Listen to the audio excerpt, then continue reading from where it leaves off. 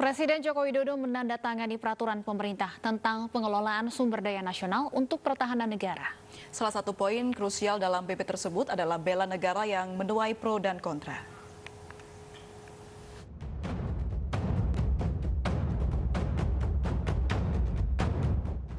Presiden Joko Widodo menandatangani peraturan pemerintah nomor 3 tahun 2021 tentang peraturan pelaksanaan Undang-Undang nomor 23 tahun 2019 tentang pengelolaan sumber daya nasional untuk pertahanan negara. Salah satu poin krusial dari PP yang ditandatangani 12 Januari ini adalah mengenai perihal bela negara. Pada PP bela negara ini, Presiden mengatur mulai dari rekrutmen, pendidikan, mobilisasi, hingga hak dan kewajiban. Pasukan bela negara akan mengikuti pelatihan selama 3 bulan di bawah komando Kementerian Pertahanan dengan pelatihan dasar kemiliteran dan bela negara. Selama pelatihan akan mendapatkan hak berupa uang saku hingga perlindungan jaminan kecelakaan kerja dan jaminan kematian. Bela negara ini menjadi salah satu program yang digembor-gemborkan Kementerian Pertahanan sejak 2020 lalu, namun mendapat kritikan dari sejumlah pihak. Banyak yang mempertanyakan urgensi dari bela negara ini karena setiap warga negara memiliki cara yang berbeda dalam mengekspresikan bela negara sesuai dengan profesinya.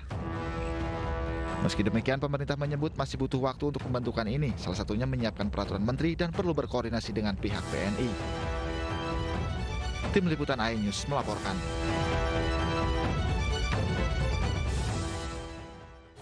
Pemirsa, PP Pembinaan Bela Negara akan diterapkan di lingkup pendidikan hingga pekerjaan. Namun apa urgensinya? Bahkan sejumlah pihak mengkritik karena setiap warga negara memiliki cara berbeda-beda dalam membela negara. Kita akan membahasnya bersama aktivis hak asasi manusia Haris Azhar, serta juru bicara Menteri Pertahanan Daniel Anzar dan anggota Komisi 1 DPR RI Effendi Simbolon. Kita sahabat terlebih dahulu. Assalamualaikum, selamat sore Bapak-Bapak. Waalaikumsalam warahmatullahi wabarakatuh. Sore. Saya ke Pak Daniel Anzar terlebih dahulu. Pak Daniel, sebenarnya apa urgensinya Perpres Bela Negara ini dan apa isi dari Perpres PP 3 tahun 2021 ini? Pertama, saya harus banyak koreksi terlebih dahulu terkait dengan perspektif yang tadi dijelaskan oleh narator iNews ya. Pertama, harus dipahami peraturan pemerintah ini nomor 3 tahun 2021 adalah turunan dari Undang-Undang nomor 23 tahun 2019 tentang pengelolaan sumber daya nasional untuk pertahanan negara. Nah, di undang-undang ini dan di PP yang baru ditandatangani pada tanggal 12 Januari lalu itu berisi 3 hal. Hal pertama itu tentang program bela negara. Di undang-undang ini atau di PP disebut dengan PKBN, penyelenggaraan kesadaran bela negara. Nah, yang kedua, program Komduk atau komponen pendukung. Ketiga, itu adalah program komponen cadangan. Nah, bela negara itu berbeda dengan Komduk, juga berbeda dengan Komcat. Yang dimaksud, yang mau dibahas dalam diskusi itu kan sebenarnya Komcat yang terkait dengan program militer. Nah, terkait bela negara itu bukan program rekrutmen Komcat, tapi bela negara itu adalah program yang dilaksanakan yang melibatkan seluruh warga negara yang berbeda profesi-profesinya untuk membangun kesadaran kolektif terkait patriotisme, nasionalisme, kemudian pemahaman Pancasila dan sebagainya. Dan itu bukan program pelatihan militer dan sebagainya, tapi program-program membangun kesadaran bela negara dalam konteks nasionalisme dan patriotisme. Bentuk jadi rasa cinta harus gitu berbeda ya, Pak Daniel ya?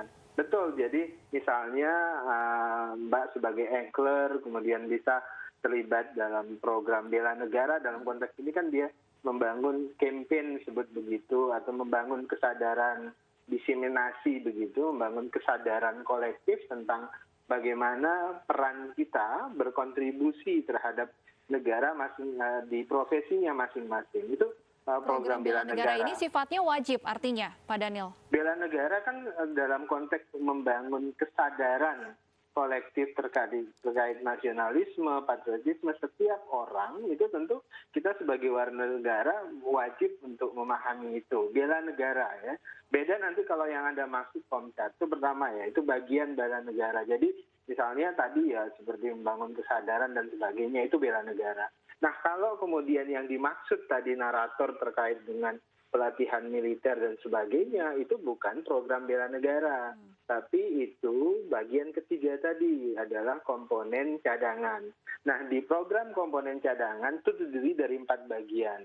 Bagian pertama adalah komponen cadangan sumber daya manusia, kemudian komponen cadangan sumber daya alam, komcat sumber daya buatan, dan keempat adalah komcat sarana dan prasarana. Nah, terkait dengan misalnya rencana pemerintah, Kementerian Pertahanan dan TNI merekrut komponen cadangan, itu namanya adalah komcat sumber daya manusia. Jadi dalam program ini pemerintah dalam hal ini Kementerian Pertahanan dan TNI itu menurut undang-undang ini dan PP ini akan merekrut sebagian warga negara secara sukarela, bukan wajib militer. Itu catatan. Secara sukarela, warga negara yang tertarik ingin ikut komcat dengan syarat misalnya usianya 18 sampai dengan 35, itu bisa mendaftar dan kemudian diseleksi, Bang kemudian Daniel, kita tahan terlebih dahulu. Mereka bisa jadi anggota komcat. Baik, Bang Daniel, kita tahan terlebih dahulu. Kita harus menuju ke Dermaga JICT Tanjung Priuk untuk mengikuti konferensi pers perkembangan pencarian Sriwijaya RSJ 182. Pihak relawan yang tidak bisa saya sebutkan satu persatu. Kemarin Bapak Presiden telah mengunjungi JICT ini dan sekaligus menerima laporan tentang musibah SJ 182 dan Bapak Presiden memberikan apresiasi atas upaya keras dari rekan-rekan tim gabungan ini. Kami juga menyampaikan ucapan terima kasih kepada tim DVI Rumah Sakit Polri yang sudah berhasil mengidentifikasi sebanyak 43 korban. Dan insya Allah saya dengar nanti hari ini jam 5 akan ada lagi tambahan yang teridentifikasi. Dan dari 43 sudah 32 yang diserahkan kepada saudaranya. Begitu juga Jasara Harja sudah memberikan santunan sebanyak 39 ahli waris. Dan Sriwijaya memberikan ari kepada 1 ahli waris. Saya dengar juga sudah ada tambahan beberapa ahli waris, paling tidak 5 orang yang sudah segera akan disampaikan. Pihak DVI Polri itu beras keras karena terdapat 324 kantung jenazah yang diketemukan hingga saat ini. Pihak Basarnas telah melakukan pencarian sejak diterima informasi hilang kontak SJ 182. Tahap awal sesuai dengan ketentuan, Basarnas melakukan operasi 7 hari dan sudah memperpanjang 2 kali 3 hari.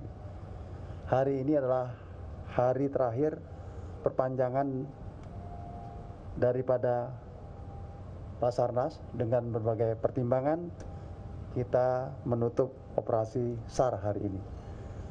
Namun demikian, rekan-rekan wartawan, kami berkomitmen tetap melakukan upaya-upaya dan mengalihkan lead daripada di lapangan ini kepada KNKT, di mana KNKT sudah mendapat kesepakatan dari Bapak Kasal, TNI dan Polri untuk melakukan operasi lanjutan dengan home base yang ada di Pulau Lancang. Dan tentu apa yang dilakukan juga diantaranya upaya menemukan CVR, di mana Pak Presiden juga mengharapkan itu ketemu sehingga analisa yang dilakukan oleh KNKT itu akan paripurna. Untuk menghormati para korban, besok pagi jam 6 pagi berangkat dari sini KRI Semarang dengan paling tidak perwakilan 50 warga korban akan menuju ke sekitar Pulau Lancang untuk melakukan tabur bunga. Nah, untuk itu semuanya pemerintah menyampaikan duka cita yang mendalam dan berdoa agar para korban mendapatkan tempat di sisi Tuhan Yang Maha Esa dan husnul khotimah. Dan kami juga selalu mendampingi para korban dengan baik, dan kami juga berharap keluarga korban mendapat suatu ketabahan menghadapi cobaan ini. Terima kasih. Wassalamualaikum warahmatullahi wabarakatuh.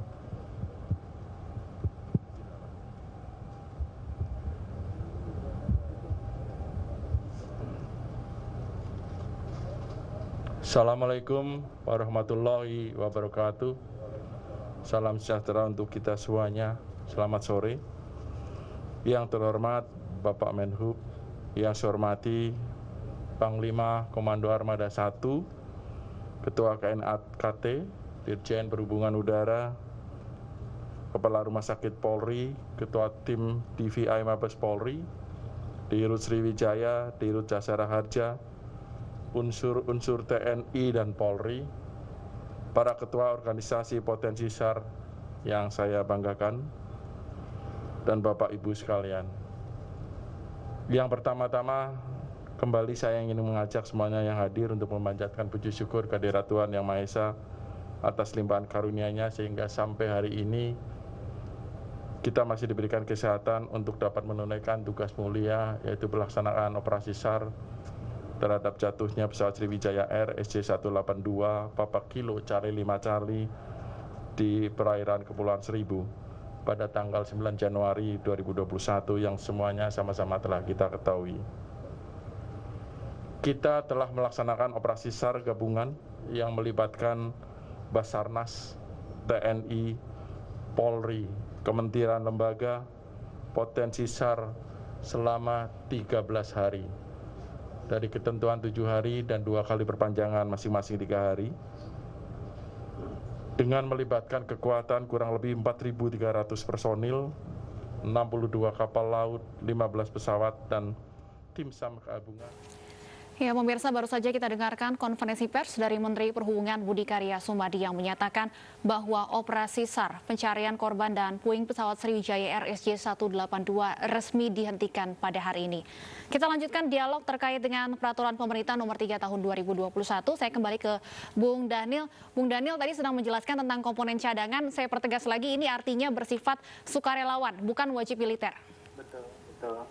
Jadi Komcat itu adalah program yang sukarela, bagian dari program yang ada di Undang-Undang Nomor 23 dan PP Nomor 3. Jadi Komcat ini akan direkrut oleh Kementerian Pertahanan dan TNI. Nanti yang bertanggung jawab melakukan proses rekrutmen adalah TNI secara langsung, yang kemudian yang menggunakan juga TNI. Jadi direkrut, diseleksi begitu, misalnya syaratnya usia 18 sampai dengan 35, kemudian ada syarat-syarat lain, kemudian mereka diseleksi, kemudian ketika lulus seleksi mereka ikut pelatihan dasar militer selama 3 bulan.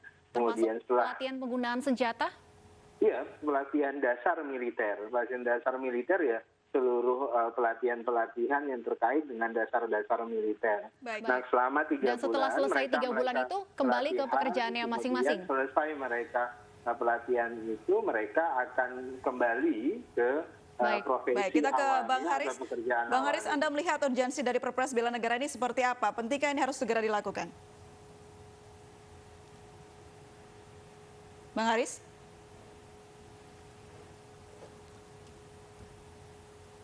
Bang Haris, bisa mendengar suara kami?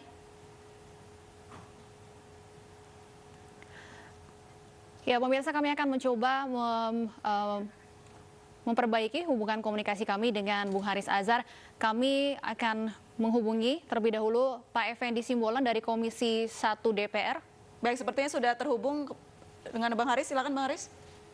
Kalau menurut saya begini, ini kan bentuk kegagalan negara dan kepanikan dan panik, gagal, kalah gitu. Jadi dibikinin program supaya orang cinta sama negara. Kita nggak usah direkrut, lahir udah jadi WNI kok, udah dapat nomor sekarang, baca aja Undang-Undang Admindu gitu. Kok mau didaftar-daftar lagi untuk program bela negara? Kalau orang mendapatkan layanan sebagai warga negara, ya otomatis dia cinta. Ya kan, kalau nggak susah-susah, no, kasih aja pertandingan PSSI lawan Azerbaijan atau lawan Uzbekistan, kan banyak orang Uzbek juga datang ke sini. Ya, banyak yang belain tuh.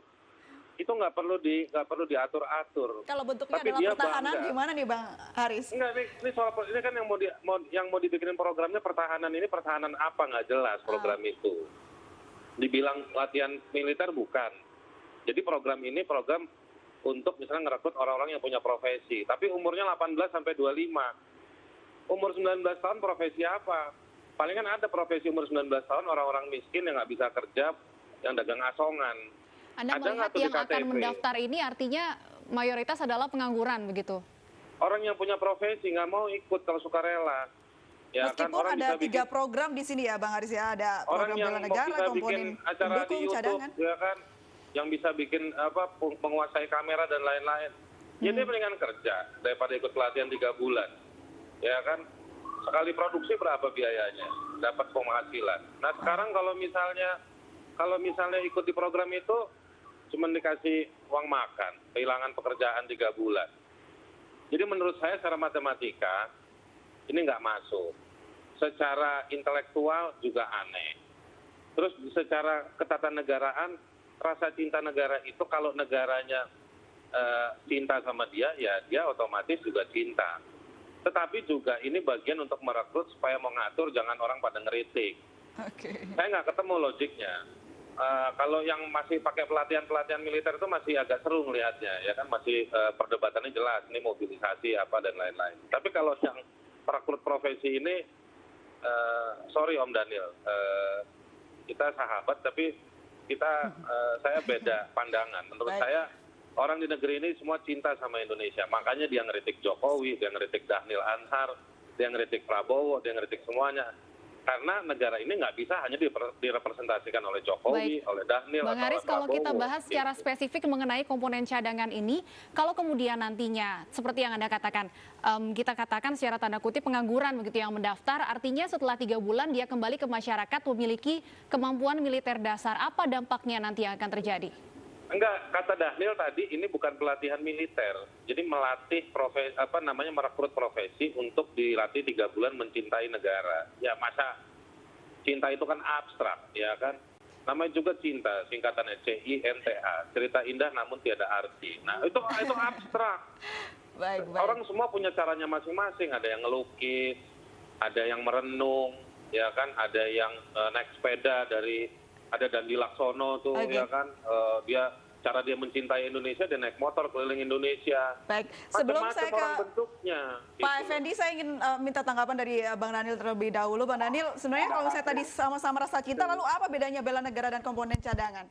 Nah sebenarnya kalau Anda sebagai anchor seharusnya Anda perhatikan penjelasan saya di awal tadi. Kemudian Mas Haris tadi ada banyak miss. Pertama yang saya maksud dengan bela negara, saya mengkoreksi apa yang disampaikan oleh narator dan anchor Inews tadi. Bela negara itu bukan program wajib militer. Tadi saya sebutkan kalau Anda baca lengkap PP dan undang-undangnya, maka di PP itu ada 3 program, bela negara 1, komponen pendukung, dan komponen cadangan. Bela negara itu sudah berjalan selama ini. Dia program-program dalam konteks tadi membangkitkan terus-menerus kesadaran nasionalisme, patriotisme, dan sebagainya.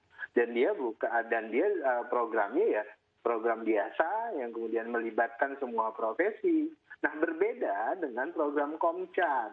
Komcat itu adalah rekrutmen komponen cadangan untuk membantu komponen utama. Komponen utama itu adalah TNI kita.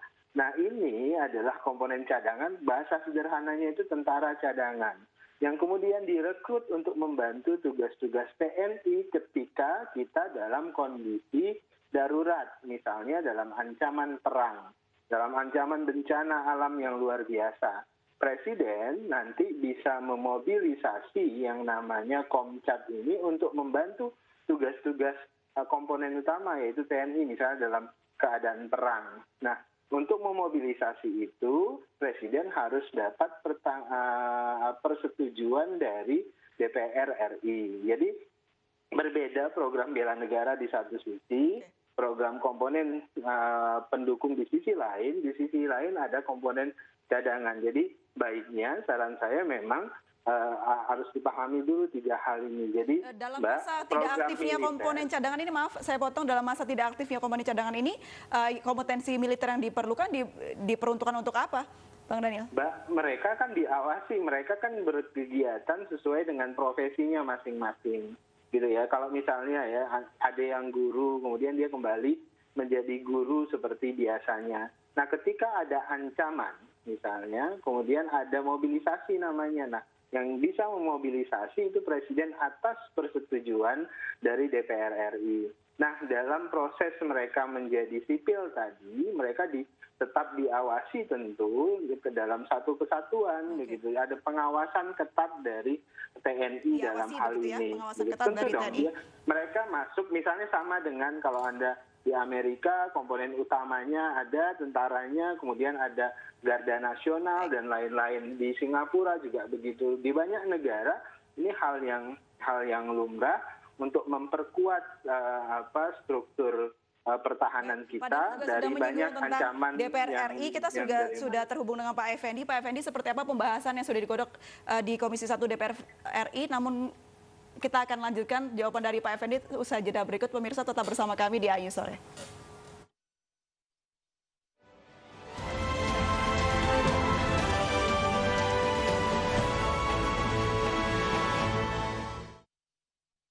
Cat tembok 3 in 1, segera beli.